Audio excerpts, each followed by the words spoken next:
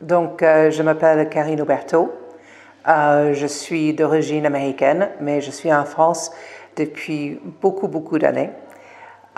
J'ai un diplôme de communication d'une université américaine.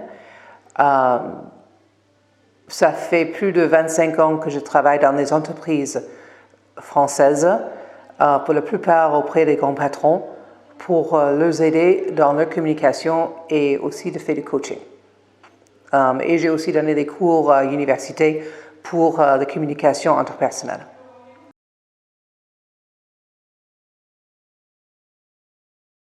Le langage corporel, en fait, de communication, ça fait le langage sur plusieurs niveaux.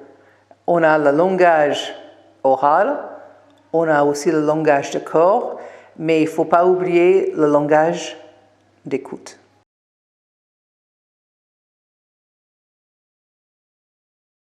Quand on communique, la première chose qu'il faut faire, c'est regarder l'audience qu'on a en face.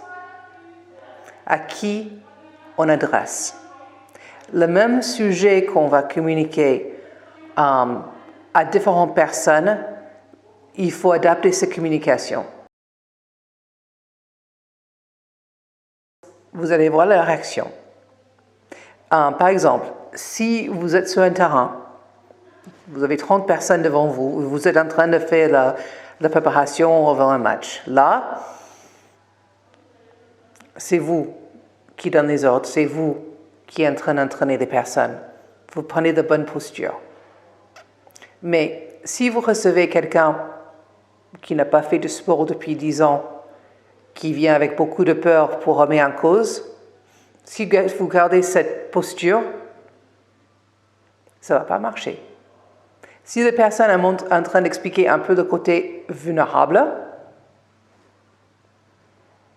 vous mettez un peu dans une posture d'écoute et plus vulnérable. Donc vous adaptez, dépendant du message que tu veux passer.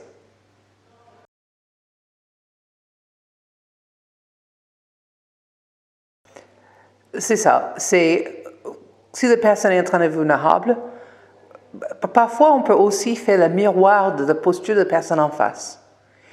Si la personne est là avec les bras croisés, on croise les bras. Si la personne fait un geste comme ça, vous faites les mêmes. Vous montrez que vous mimiquez un peu pour qu'il dise « Ah, cette personne est en train de comprendre ce que je veux dire ». Mais le moment, par exemple, vous êtes en train de m'expliquer quelque chose de vulnérable, j'écoute, mais il faut qu'on arrête, il ne faut pas qu'on reste sur cette spirale. Juste en changeant ma posture, la personne sait qu'on change un peu le dialogue.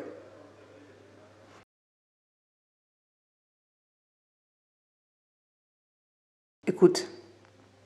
L'écoute. C'est l'écoute et l'observation.